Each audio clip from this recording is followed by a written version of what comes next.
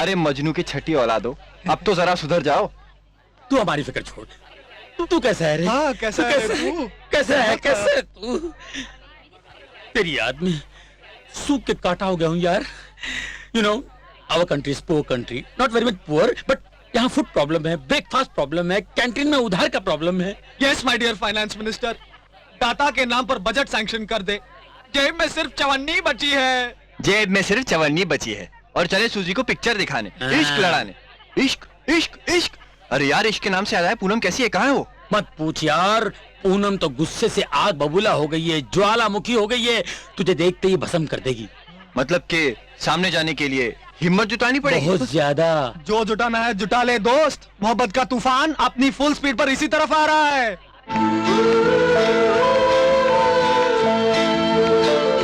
तू तो मरेगा ही, मरने से पहले तेरा सब कुछ मेरे नाम पे कर देना बाबा। यार कम से कम नाश्ते के लिए 20 रुपया तो देता जा। लगता है तुम दोनों मुझे दहेज में एडवांस मिले हो। सरकार के बच्चे जिए तेरा खून पिए। हाय पूनम। अरे कहाँ जा रही हो? जहन्नुम में। नाराज हो क्या? तुम्हें से क्या, तुम तो गांव में छुट्टियां मना है ना? तो जाना ही पड़ा ना यार, माँ और भाई के लिए। तो वही रहते, वापस आने की क्या जरूरत? अरे वापस भी तो आना ही था ना तुम्हारे लिए। जानती हो, गाँव में मैं 24 घंटे सिर्फ तुम्हारे बारे में सोचता था। बंद करो अपने ये चोचले। तुम्हें मेरी इतनी फिक्र थी कि 1.5 महीने में मुझे एक खत भी नहीं लिख सके। खत? Oh letter, you mean love letter? Very dangerous बाबा। अगर वो लेटर तुम्हारे माँ बाप के हाथ लग जाता तो? हद से हद क्या होता, तुम्हारे हाथ पांव टूट जाते। क्या क्या क्या क्या क्या? प्यार में वार? ना बाबा, ना रे ना। मुझे टूटा फूटा आशिक बनने का कोई शौक नहीं। No Laila Majnu for me please. बस यही है तुम्हारी मोहब्बत? अरे लोग तो प्यार में मर मिटने को तैयार हो जाते हैं और तुम सिर्फ हाथ पांव तोड़वाने से डरते हो। क्या खाक मोहब्बत करते हो मुझसे? अरे अरे, मैं मजाक कर रहा था, मेरी बात तो सुनो। मुझे कुछ नहीं सुनना बुन्ना। आज से तुम्हारी मेरी बातचीत बंद। मैं तुम्हारी सूरत भी नहीं देखना चाहती। हाँ, ये तुमने बहुत सही फैसला किया पूनम। वैसे भी तुम्हारी जगह इस फटीचर कंगाल के पास नहीं, हमारी बाहों में। Shut up. ये गांव नहीं कि तेरे बाप के पालतू कुत्ते तुझे बचाने आएंगे।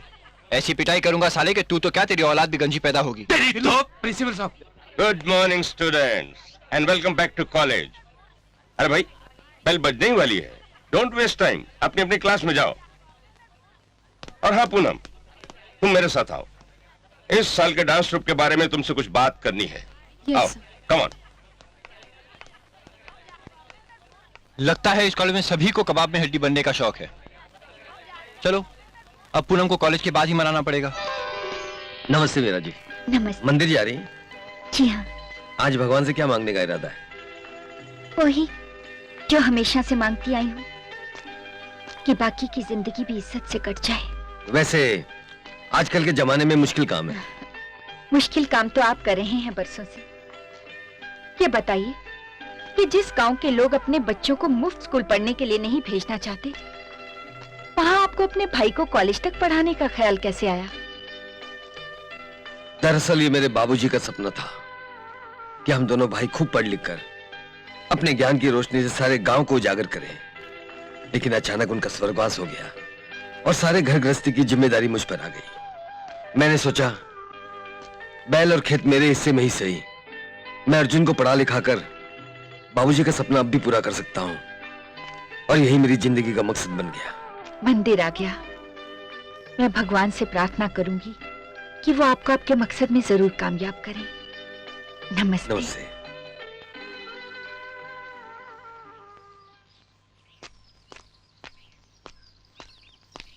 अरे असलम, इस वक्त तुम यहाँ? कौन है ये लोग? इनसे मिलो किशन भैया, ये है नवीन चंद्र शाह। इस बार इलेक्शन में ठाकुर के उम्मीदवार जटाशंकर त्रिपाठी के खिलाफ खड़े हो रहे हैं। आत्मा प्रसन्न हुई आपसे मिलकर, बड़ी तारीफ सुनी है आपकी। अरे बैठिए ना आप लोग। धन्यवाद। कहिए, क्या सेवा कर सकता हूँ? आप गांव के सज्जन और सम्मानजनक व्यक्ति हैं। चुनाव में आप जैसे लोगों के समर्थन के बगैर हम तो बिल्कुल अधूरे हैं।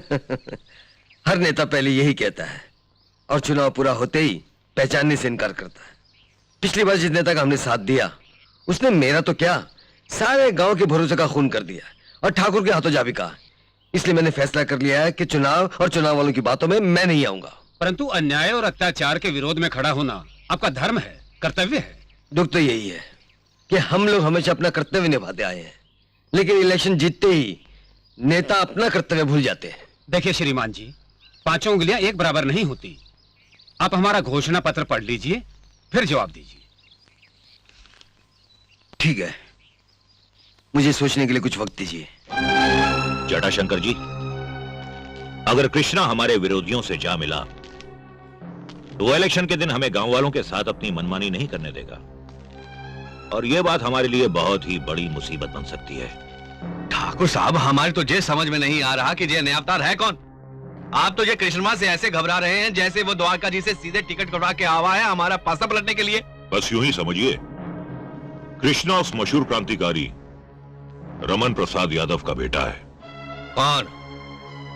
वो स्वतंत्रता सेनानी जेका सरकार भारत रत्न से पुरस्कारित किए रहे? जी हाँ, वही। उन्हें गुजरे हुए तो बरसों बीत गए, लेकिन आज भी गांव वाले उस खानदान की बहुत इज्जत करते हैं और आज भी उस परिवार का कहा मानते हैं।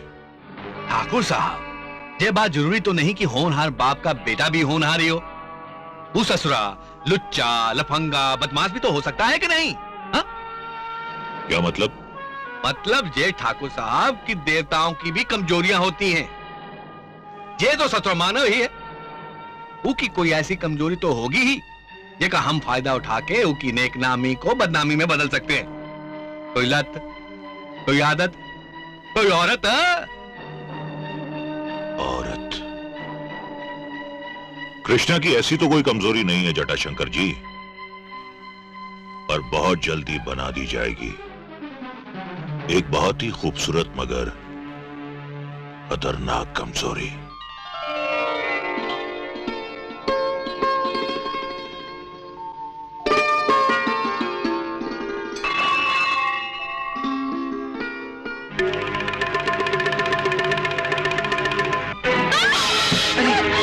बहुत अच्छे भाई, वाह, क्या खूब तमाशा है। कैसा तमाशा? गांव वालों, बहुत सुनी होंगी तुमने सतयुग की मीरा की प्रेम कहानियां। उस बेचारी के लिए तो अपने कृष्णा के ध्यान में मगन रहना ही काफी था, मगर ये देखो कलयुग के कृष्णा और मीरा की रास लीला को खुल्लम खुल्ला सरेआम बेशर्मी से। ये क्या बकवास है? मीरा जी ठोकर खाकर गिरने लगी थी, मैंने सिर्फ उन्हें संभालने के लिए हाथ बढ़ाया था और कुछ नहीं। अरे जो खुद गिरा हो वो किसी और को क्या संभालेगा? वैसे सारे गांव में तुम्हारे आंख मटक्के का चर्चा है कृष्णा। राम राम राम राम, खुल्लम खुल्ला रास लीला, वो भी विधवा के साथ। धुतकार, ये हमारे धर्म का अपमान है। हाँ हाँ ठाकुर साहब ठीक कहते हैं, ये हमारे धर्म का अपमान है और अपमान। धर्म? तब आप लोगों का धर्म कहां सो रहा था? जब इसकी शादी एक 60 साल के अय्याश बुड्ढे के साथ कर दी थी, तब आप लोगों का धर्म कहां सो रहा था? जब इसके पति की मौत के बाद इसे मदद और सहारे की जरूरत थी, तब आप लोगों का धर्म कहां सो रहा था? जब ठाकुर का बेटा सरेआम इसकी इज्जत पर हाथ डाल रहा था। ये झूठ है, इसने खुद गांव वालों के सामने कबूल किया था कि वो इसकी भूल थी। दूसरों पर कीचड़ उछाल कर तुम अपने पाप का दाग नहीं धो सकते कृष्णा, शर्म आनी चाहिए तुम्हें। तुम्हारे बाप ने अपनी जान दी देश को आजाद कराने के लिए, देश की सभ्यता संस्कृति को बनाए रखने के लिए, और आज उनकी औलाद होकर तुम इन सब बातों से खिलवाड़ कर रहे हो। गांव वालों, क्या हम ये सब बर्दाश्त कर सकते हैं? ऐसे आदमी के कहने पर आप लोग अपने भविष्य का फैसला कर सकते हैं? क्या आप लोग ऐसी गिरी हुई औरत के पास अपने बच्चों को पढ़ने के लिए भेजोगे? ये पापी है, अधर्मी है, निर्लज है, निर्लज। अगर ये अधर्म बंद न हुआ तो निकाल दो इन्हें गांव से। एक विधवा को और करतूत में शक साहब का लगता।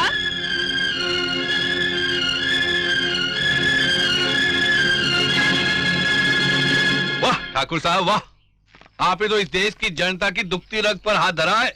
बस इनसे इतना कहो, तुम्हारा धर्म खतरा में है, जो जी चाहे करवा लो। बिल्कुल, खून खराबा दंगा लूट धर्म के नाम पे सब जायज है जी।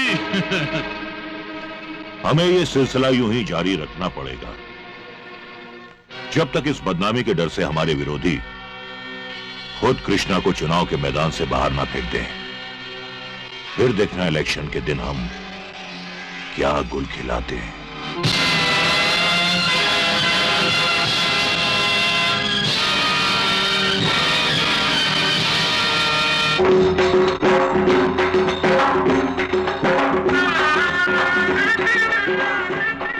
अरे बहुत बहुत जटाशंकर जी, बहुत बहुत बधाई हो।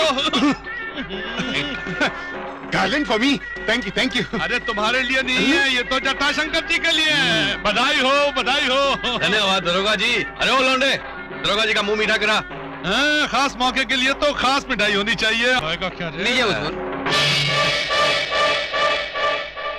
जो हमारी जायदाद सही है तो हम तुम्हें अच्छी भांति पहचान गए।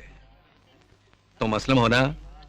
जी हाँ साहब, वो इलेक्शन के दौरान जो बीत गई सो बीत गई। ये इलेक्शन ससुर का परपंच वहां ही ऐसा है, भाई भाई को बिड़ा देता है। होना वो किशनवा से अपना का बैर, हाँ भाई इलेक्शन वहां खत्म, घमासान खत्म। उनको हमरा एक संदेशा देना, कोनो चीज की जरूरत पड़े तो जान हाजिर, किसी भी वक्त चले आना। नमस्ते जटाशंकर जी। आइए आइए आइए ठाकुर साहब। जय हो प्रभु, जय हो। जी लाइए। इलेक्शन की जीत बहुत बहुत मुबारक हो। काहे लज्जित करते हो ठाकुर साहब, ये विजय हमारे किले की तो नहीं है, आप और राणा साहब भी शामिल हैं। अगर आप धक्याते नहीं तो हम ये इलेक्शन में कैसे जीतते भला? बिल्कुल। सेवकराम, ठाकुर साहब के लिए कुछ पेश करो। जी अभी लाया। जटाशंकर जी, ये असलम जो अभी गया है, ख्याल रहे कृष्णा का खास है। दुश्मनों को इतने करीब रखना खतरनाक साबित हो सकता है। ठाकुर साहब, जलेबी देखी है ना, हम सीधे हैं परंतु जलेबी की तरह।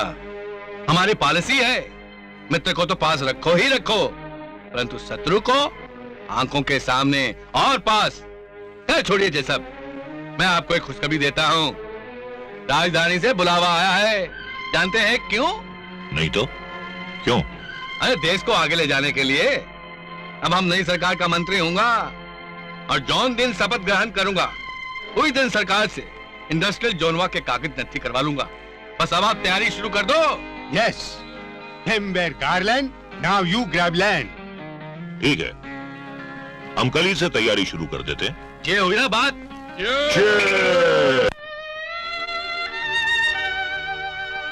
कृष्णा, यहाँ अकेले बैठे क्या कर रहा है तू? कुछ नहीं माँ, बस यूं ही। यूं ही क्या, कई दिनों से देख रही हूँ तू चुपचाप उदास बैठा रहता है। इसकी वजह कहीं मीरा से मोहब्बत तो नहीं? अरे नहीं माँ, तू भी क्या क्या सोचती रहती है। मैं तो मीरा जी की इज्जत करता हूँ और उनकी इस बदनामी ने मुझे एक अजीब सी परेशानी में डाल रखा है। ये परेशानी दूर करने की एक ही तरकीब है, मीरा से शादी कर ले। अरे माँ, ये नामुमकिन है और तू अच्छी तरह जानती है कि जमीन की आमदनी से हम बड़ी मुश्किल से अर्जुन की पढ़ाई का खर्च और घर का गुजारा कर पाते हैं। और वैसे भी शादी प्यार का बंधन है, कोई मजबूरी नहीं। फिर तो मीरा को इस बदनामी से कोई नहीं बचा सकता, उसे इस अग्नि परीक्षा से गुजरना ही होगा।